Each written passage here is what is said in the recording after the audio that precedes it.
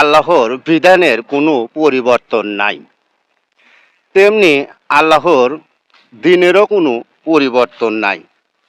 এখন যারা সূর্য উদয়ের দিনকে 7 দিনের ভেতরে শুক্রবার দিন পবিত্র মনে করেন, আল কোরআনের ঘোষণা অনুযায়ী তারা সৃষ্টিকর্তার এই দিনের গুন্ডি থেকে খারিজ।